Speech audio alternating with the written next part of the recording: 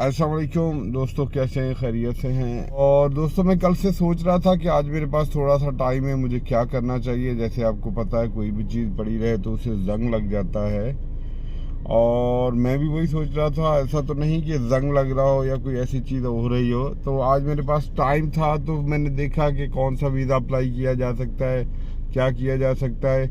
तो कोई समझ नहीं आ रहा था। काफ़ी सारे लग चुके हैं जो रहते हैं, उनके लिए प्रोसेस लंबा था।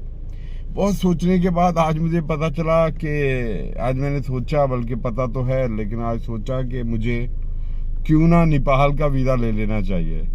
नेपाल दोस्तों हर पाकिस्तानी के लिए बड़ा आसानी से वीज़ा दे देता है, इवन ऑन अराइवल भी मिल जाता है। लेकिन अगर सीकर वीज़ा चाहिए तो आपको अम्बेसी में ज़रूर रब्ता करना पड़ेगा। और मैं भी आज नेपाल अम्बेसी की जा रहा हूँ पासपोर्ट पे वीज़े के लिए। वीज़े का मतलब ये होता है कि चलो पड़ा रहेगा, टाइम मिला तो कर लिया, नहीं तो कोई कनेक्टिंग कोई फ़्लाइट ले ली तो ट्रैवल हो जाता है। तो चलें देखते हैं आज नेपाल अम्बेसी में क्या होता है। और मैंने सोचा चलो मैंने तो जाना ही जाना है, चलो आप दोस्तों को भी साथ घुमा लिया जाए। अच्छा दोस्तों, एक चीज़ और जो आप लोगों के साथ शेयर करनी थी वो थी कि उनके मेरा आपको पता है एक ट्रैवल बडी भी आजकल बना हुआ है। एक दोस्त है जो साथ में अक्सर का ट्रैवल भी कर रहा है, वो है सजाद साहब। सजाद भाई भी एक्चुअली पूरा नाम उनका शेख सजाद है, ट्रैवल एंड टूरिज्म के बिजनेस है उनका मेन। तो वो भी आजकल, अरे यार तू तो शोर बंद कर। देखें यहाँ ओमान में ये फ़ायदा है कि अगर आप बेल्ट नहीं लगाएंगे तो गाड़ी शोर मचाएगी। पाकिस्तान में तो खैर ऐसा कुछ होता नहीं है, अच्छी गाड़ियों में होता होगा, या हमारे जैसे जो लोग हैं वो वैसे ही सिस्टम को बंद करवा देते हैं ताकि गाड़ी शोर ना मचाए। खैर बहरहाल मैंने बेल्ट लगा लिया है ताकि जो वो टू टू टू हो रही थी उससे जान छूट जाए। तो दोस्तों क्या बात कर रहे थे? मैं बात कर रहा था सजाद भाई की, सजाद शेख साहब की। वो आजकल मेरे साथ यूरोप का भी टूर कर चुके हैं और आजकल हम कुछ और भी प्लान कर रहे हैं, मतलब मिलके कुछ और कंट्री का कर लेते हैं। तो वो भी खुश हुए क्योंकि वो भी अपनी 100 कंट्री करना चाह रहे हैं और मुझसे कुछ कंट्रीज आ गई हैं। और मैंने अगले दिन बात की इन दोस्तों यारों में हो रही, तो हमारा एक दोस्त है काशिफ ज़हीन, तो वो कह रहे थे कि यार नासिर भाई आपकी कितनी कंट्रीज हो गई हैं और शेख सजाद साहब की कितनी हुई हैं? तो मैंने कहा उनकी कोई 8-10 मुझसे ज़्यादा है। तो कह रहे वो आगे ज़्यादा क्यों है? मैंने कहा भाई उनकी उम्र भी तो ज़्यादा है, तो ज़ाहिर उम्र का भी एक अच्छा खासा फ़र्क है, उनकी ज़्यादा है तो चल जाएगा। तो इस बात पे हम लोग सब दोस्त खिलखिला के हंस उठे।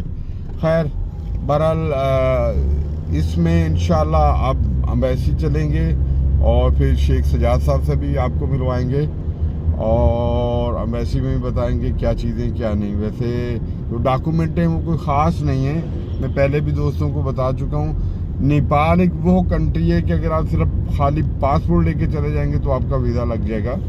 दूसरा ये कि आप चाहें तो एक छोटा सा फॉर्म है ऑनलाइन फिल करने वाला, वो आप चाहें तो अपने मोबाइल पे वहाँ जाके फिल कर सकते हैं या अपने सिस्टम में भी फिल कर सकते हैं। 2-3 चीज़ें, आपकी एक तस्वीर चाहिए होगी और आपके पासपोर्ट की कॉपी चाहिए होगी। आपने वहाँ जाके कहाँ रुकना है ये पूछेंगे वो, और यहाँ कहाँ रहते हैं ओमान में, बस, और फ़ोन नंबर। ये चीज़ें वो जो हर बंदे को पता है वो आसानी से कर सकता है।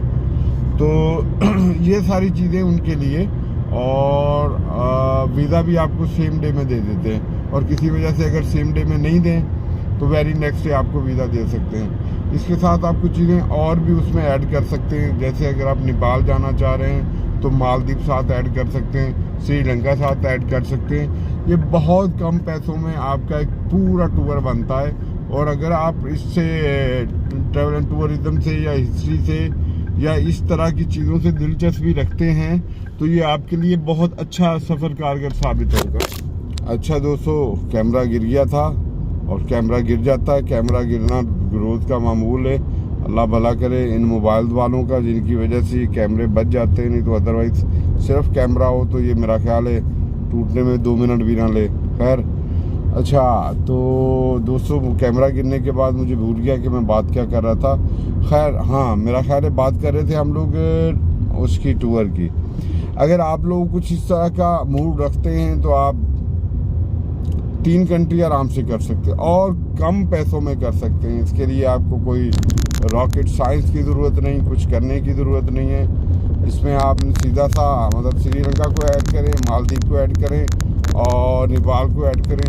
यकीन जाने ये बहुत सस्ती कंट्री है, बहुत आसानी से आप कर सकते हैं।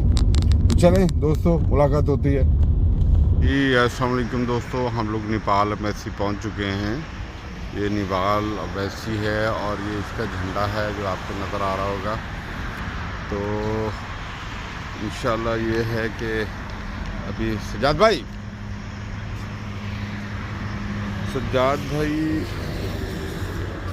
ये सज्जाद भाई हैं। ये सज्जाद भाई आपको नज़र आ रहे होंगे। ये वेट, सज्जाद भाई हाथ हिलाएं। एम्बेसी में पहुंच चुके हैं जी। सज्जाद भाई कैसे हैं? खैरियत से? ठीक ठाक जी। कैसे हैं जनाब आप? ये जी नेपाल एम्बेसी है। इंशाल्लाह उसके बाद थोड़ी देर में आप लोगों के साथ मालूमात भी शेयर करते हैं। अस्सलाम वालेकुम दोस्तों, हम लोग नेपाल एम्बेसी में थे। कुछ भी नहीं लिया, सिर्फ जो फार्म हमने बुक किया था जस्ट एक टोकन टाइप का था, वो उन्होंने लिया है और उसके साथ हमारा पासपोर्ट लिया है। कोई चीज़ नहीं ली, कोई फ़ीस नहीं, कोई कुछ नहीं। आप चाहें तो आप भी अप्लाई कर सकते हैं।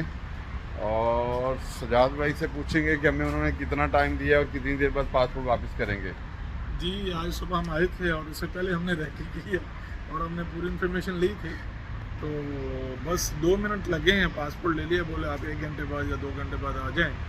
वो भी बिजी था, अदरवाइज़ हम चाहें तो बैठ सकते हैं सामने, तो वो जल्दी कर सकता है। और डॉक्यूमेंट्स कुछ रिक्वायर्ड नहीं, लेकिन अपने तौर पे हमने अपनी एफिशिएंसी के लिए टिकट और वो इंश्योरेंस और वो सब चीज़ें लगा दी हैं। पासपोर्ट की कॉपी, आईडी कॉपी, अदरवाइज़ उसकी भी ज़रूरत नहीं है, वो नहीं रिक्वायर करते हैं। लेकिन थोड़ी सी पेपर आदमी हो तो अच्छा लगता है। पेपर होने चाहिए, भले फाइल की सूरत में हो। और दूसरी बात ये कि सज्जाद भाई अब मेरे ट्रैवल बडी हैं।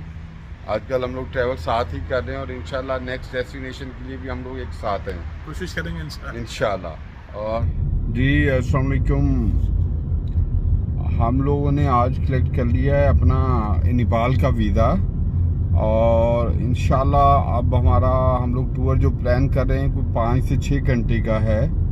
उसमें हम लोग जो फोकस कर रहे हैं वो नेपाल पे कर रहे हैं और श्रीलंका पे कर रहे हैं और उसके साथ साथ मालदीव पे। यहाँ से हम लोग इंशाल्लाह अगर अल्लाह को मंजूर है तो हम लोग जाएंगे बैंकॉक या मलेशिया। फिर वहाँ से हम लोग लाओस जाएंगे, कम्बोडिया जाएंगे और वहाँ से निकलेंगे तो फिर हम लोग वियतनाम में जाएंगे। तो कुछ इस तरह का हमारा टूर बन रहा है। अगर कोई दोस्त यार हमें ज्वाइन करना चाहे इस सारे सफ़र में या किसी 1-2 मुल्कों में, तो हमें ज्वाइन कर सकता है। और अल्लाह ताला ने चाहा तो ये बहुत जल्दी हम लोग अपना जो है ना प्रोसेस कंप्लीट कर लेंगे। और हम लोग नेक्स्ट मंथ में या इस मंथ के एंड पे प्लान कर रहे हैं जाने का। किसी दोस्त के पास टाइम हो जो जाना चाहे या हमारे साथ ट्रैवल करना चाहे तो वो हमारे साथ जा सकता है। तो ठीक है दोस्तों, दुआ में याद रखिएगा। इंशाल्लाह मुलाकात होती है जल्द एक नई वीडियो के साथ। जहाँ भी रहें खुश रहें। अल्लाह हाफिज़।